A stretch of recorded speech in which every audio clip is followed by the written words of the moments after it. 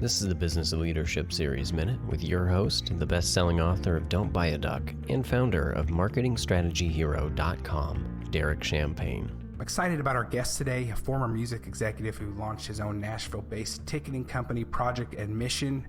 Stephen, thanks for joining us today. Hey, Derek, thanks for having me. How do you go into new projects, new ideas, new passions? Do you go in with caution because of some of how you've been burned? Sometimes you go in even more confidently. Just what's your approach to taking on new projects, new passions, new businesses? What does that look like for you? You know, there's a benefit to perspective, and I think I don't think that caution is the right word for it. I think that because of the perspective that I've gained through those different experiences, and again, like, it was through all the bad stuff that you learn, right? Like, that's really what you learn. It's like when you hit those trials, and like that's where you get it. And there's been a lot of trials in that story that I told you, right? And so I think having that perspective,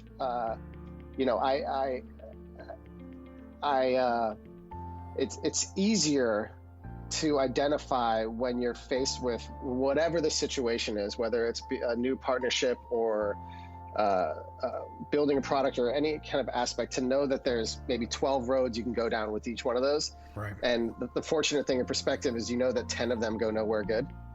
And because you can see around the corner a bit better, and allows you to focus on the two that you should be focusing on. And it just creates a kind of a better efficiency.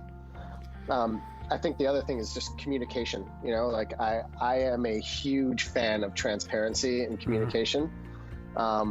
And I think the better we communicate, and the better that there's no definitive statements being thrown around. It is a conversation. And going back to that comment about surrounding myself with people that are smarter than me, it's not like it was necessarily a completely and absolutely horizontal, organization, but the decision-making process is achieved through good communication and leveraging all the smart and experienced people with great perspective around me and around us to help make great decisions, but not thinking that I know better. Yeah, that's great. And and it's a learning experience too. And I like your example of, if there's 12 roads and you at least know 8 of them not to take from the burns you've gotten in the past or the lessons you've learned.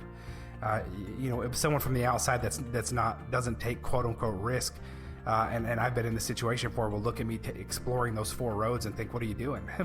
but there's a formula to it, right? At least you know what not to do. In some exactly. And it is huge to know what not to do. It is, right. Yeah, man, thanks for sharing that. I love to hear the way it's phrased from different entrepreneurs, especially ones that have your kind of experience. Hey, it's Derek Champagne. If your business right now during this crisis is concerned about your revenue streams, your existing customers, new opportunities, I want to encourage you to go to crisismarketingtoolkit.com.